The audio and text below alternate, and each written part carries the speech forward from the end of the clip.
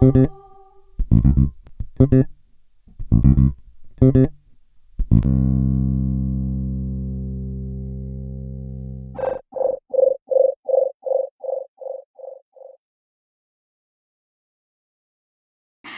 la següent convidada és una dona que ha nascut a Barcelona, que ha fet la seva carrera de psicologia, és doctora en psicologia i és professora de la Universitat Pompeu Fabra, especialista en el llenguatge, en el processament del llenguatge, en una recerca que s'ha enfocat especialment en el llenguatge en els nadons, els neonats.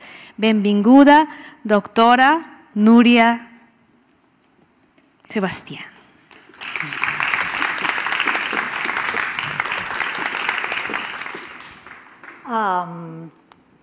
Bé, com acaben de dir, la meva trajectòria personal és una mica diferent de la que m'acaba de precedir. Jo vaig néixer a Barcelona i vaig estudiar a Barcelona i després va ser quan, anys més tard, potser el fet d'haver nascut aquí, d'haver estat treballant aquí, va fer que el fenomen del llenguatge fos un fenomen que m'envoltés i que trobés que valia la pena d'estudiar.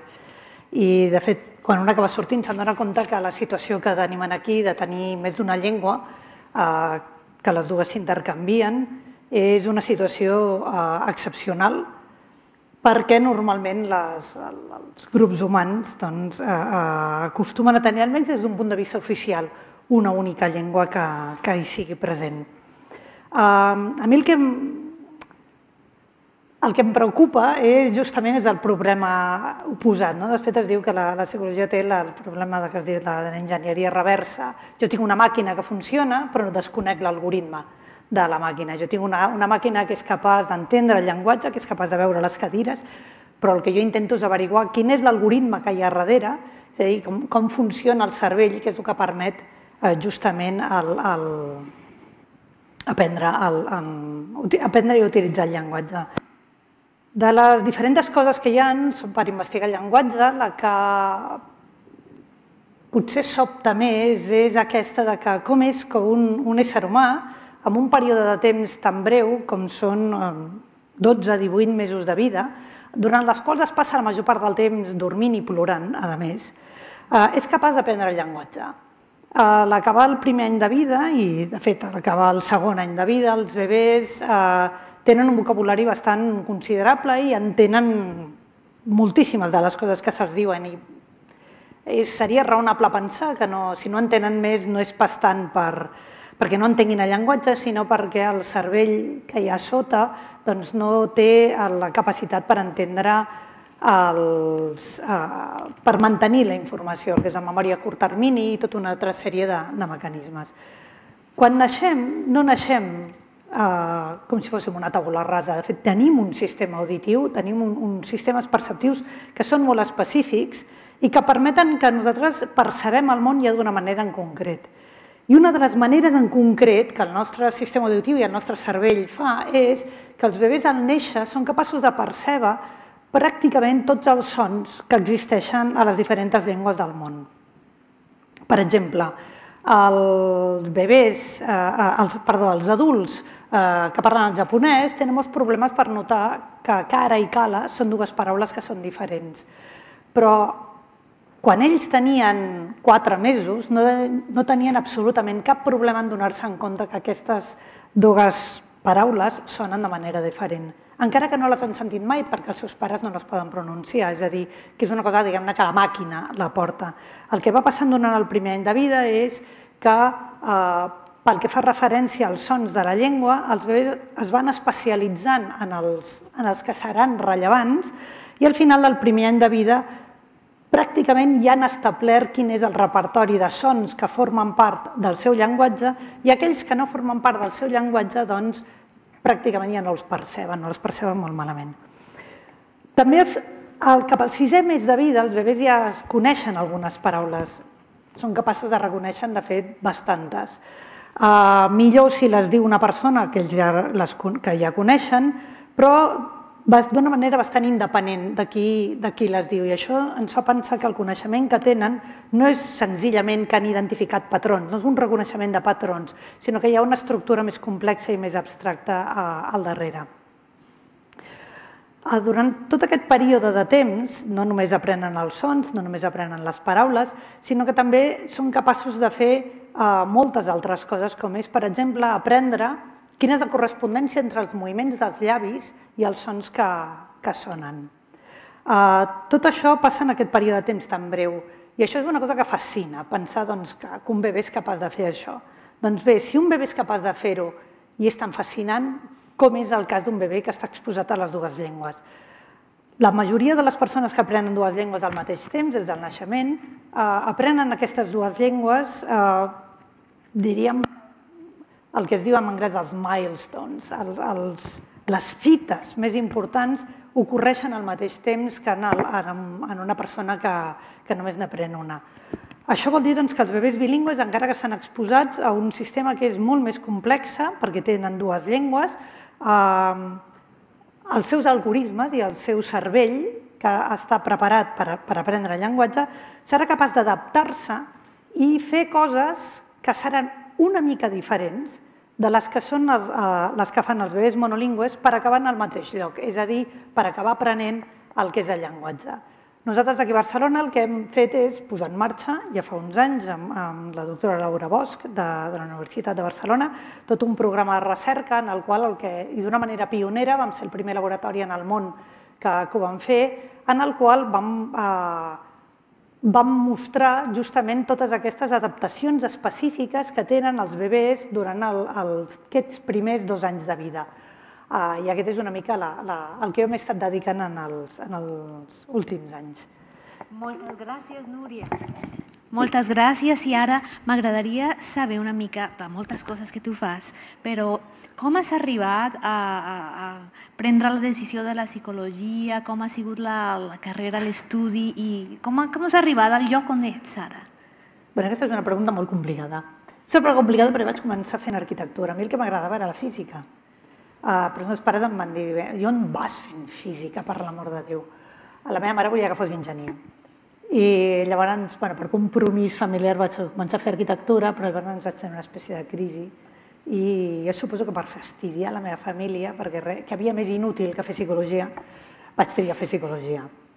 Després va venir una crisi econòmica tremenda, els arquitectes no tenien feina, de fet la gent que va començar arquitectura amb mi després van tenir més problemes que no podíem trobar feina. I aquesta va ser una mica la història personal de per què vaig arribar a fer psicologia, doncs no ho sé, per fastidiar la família probablement. I t'ha agafat la part experimental, perquè era una mica més pràctica, potser? Jo quan vaig començar psicologia, després em vaig donar compte que realment la meva mare tenia raó, potser jo hagués hagut de ser enginyer, perquè era molt pràctica i molt de peus a terra. I llavors, quan feia tercer vaig pensar que ho deixava i la meva mare em va dir, si ho deixes s'ha acabat això de la universitat, això d'anar saltant de tema en tema. I l'opció era demà mateix et poses a treballar a les 8 del matí, ni en broma. Continuaré estudiant. Per sort vaig continuar estudiant, vaig veure una assignatura de psicologia experimental i de cop i volta vaig dir, ostres, això és el que m'agrada. I va ser sobre aspectes... De fet, tenia que veure també amb els aspectes de reconeixement de paraules i de com s'ho feia el cervell per reconèixer les paraules quan les veia, identificar que allò és una paraula i acabar trobar-li un significat. També m'ha impactat molt quan hem parlat la història que m'has explicat del professor aquest a París, va ser, que t'ha canviat la manera d'aproximar-te a la recerca. Com ha sigut això?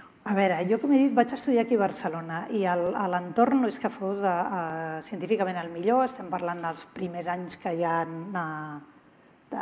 comença a construir-se la ciència aquí a Espanya.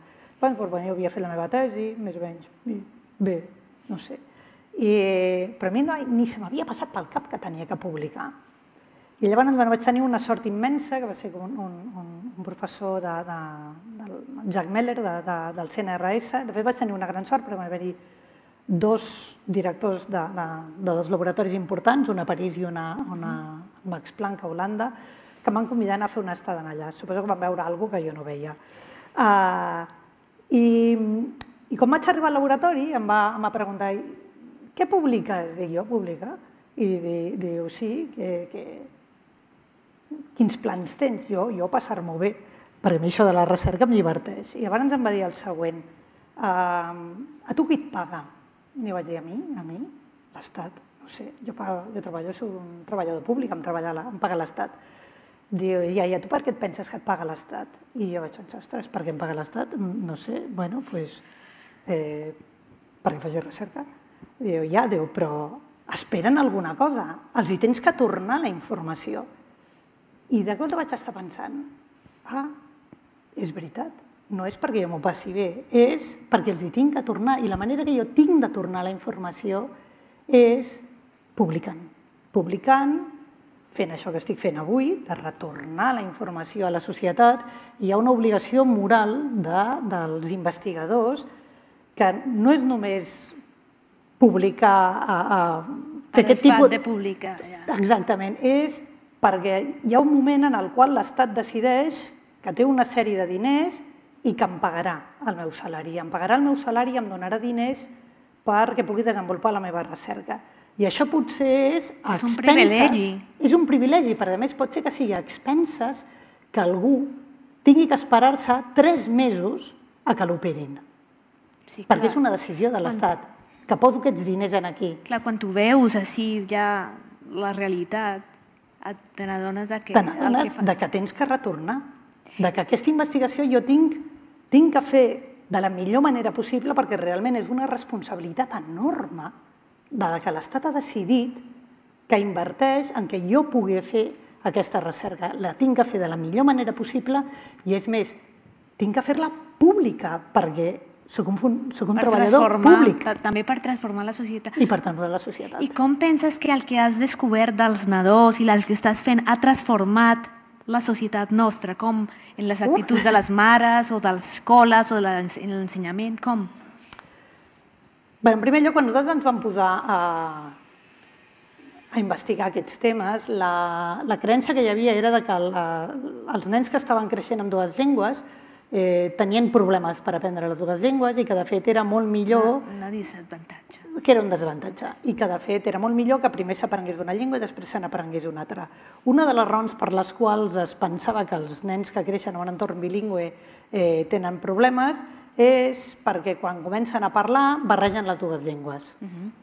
Però bé, això és una estratègia extraordinàriament adaptativa. Si jo tinc que parlar en anglès i hi ha alguna paraula que no me la sé, doncs probablement la diré en castellà o la diré en català perquè és la manera que jo tinc d'expressar-la, no en tinc una altra. Això no vol dir que jo estigui barrejant el català i el castellà. Com que el repertori és més gran de recursos.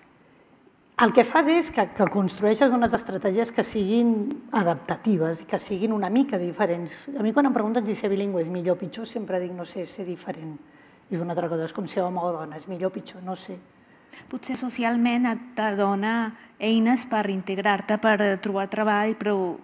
Et dona més eines per trobar un treball, et dona... Conèixer gent... Pots llegir en més d'una llengua, però a mi em sembla que la llengua és un aspecte tan utilitari, és una mica estrany, no? Però el cervell, em pregunto, és la ignorància meva, es desenvolupa, es ve diferent al cervell ja fisiològicament, anatòmicament, es ve diferent, una zona més desenvolupada en les àrees del llenguatge en persones bilingües que en persones... més connexions, més... Tenim un article que va sortir, érem amb individus adults, vam estar comparant monolingües i bilingües i les estructures del cervell i el que vam observar era que els bilingües català-castellà una àrea que és al voltant de l'àrea de Heschel, que és l'escorça auditiva, era una mica més gran, dit d'una manera molt senzilla, que no pas en les persones monolingües.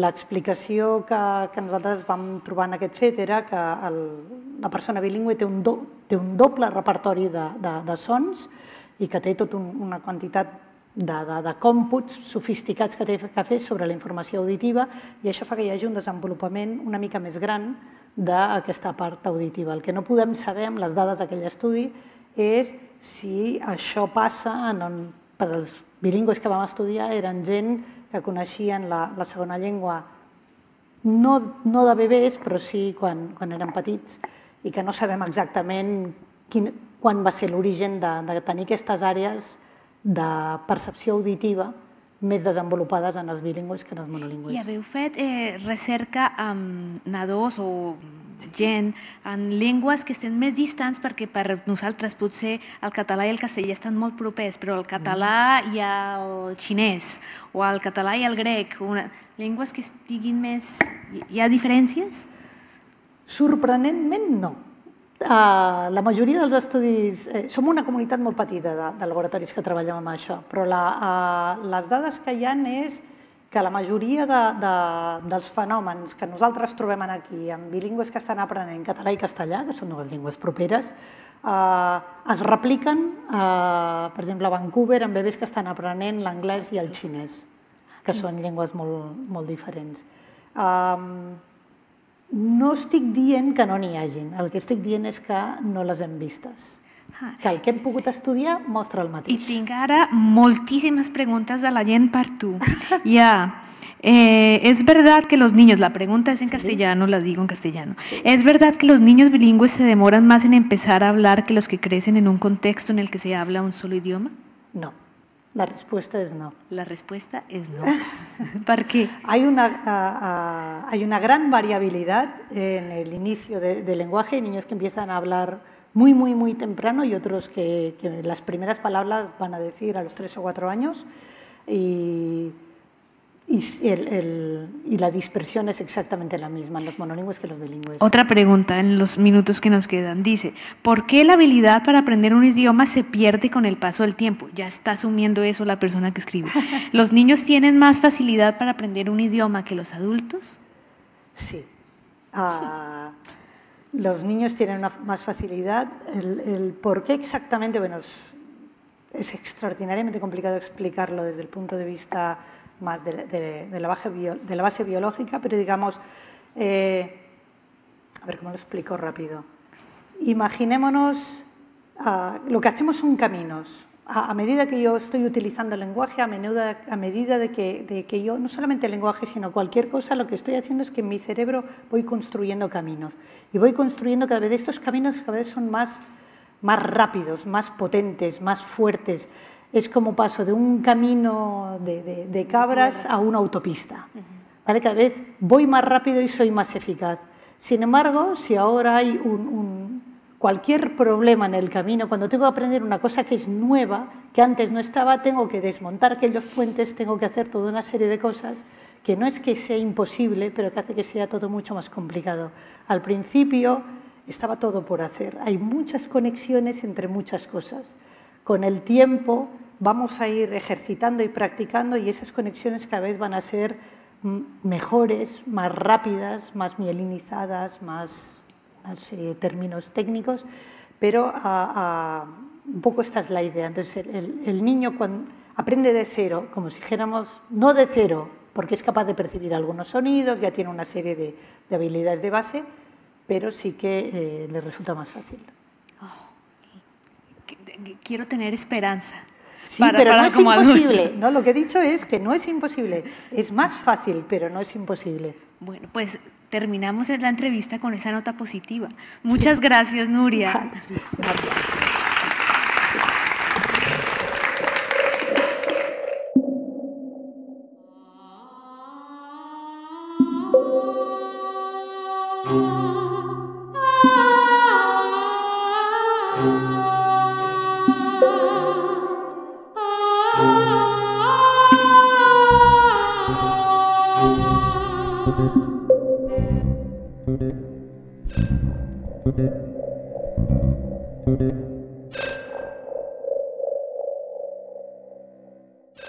Professora de la Universitat Pompeu Fabra, especialista en el llenguatge, en el processament del llenguatge, en una recerca que s'ha enfocat especialment en el llenguatge en els nadons, els neonats.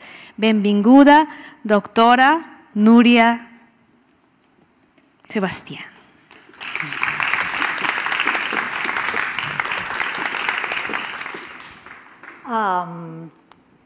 Bé, com acaben de dir, la meva trajectòria personal és una mica diferent de la que m'acaba de precedir, perquè normalment els grups humans acostumen a tenir, almenys des d'un punt de vista oficial, una única llengua que hi sigui present. A mi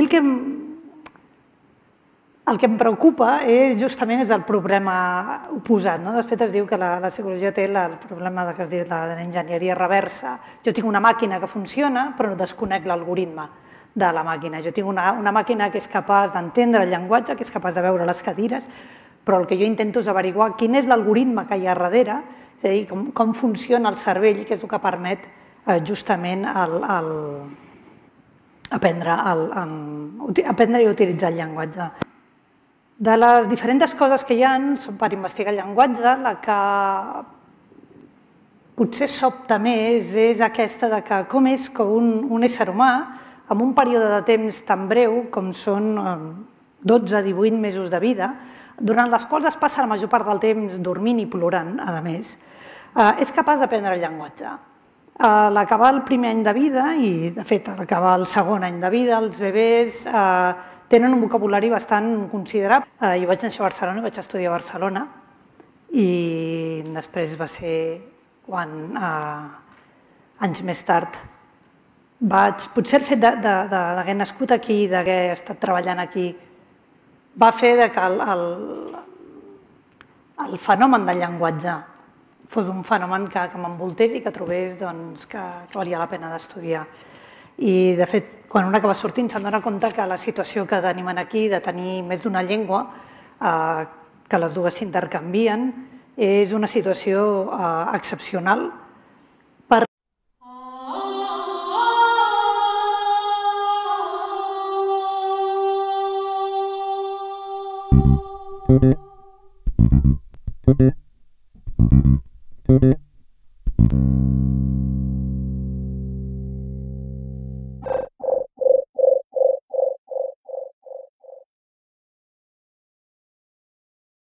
Ara la següent convidada és una dona que ha nascut a Barcelona, que ha fet la seva carrera de psicologia, és doctora en psicologia i és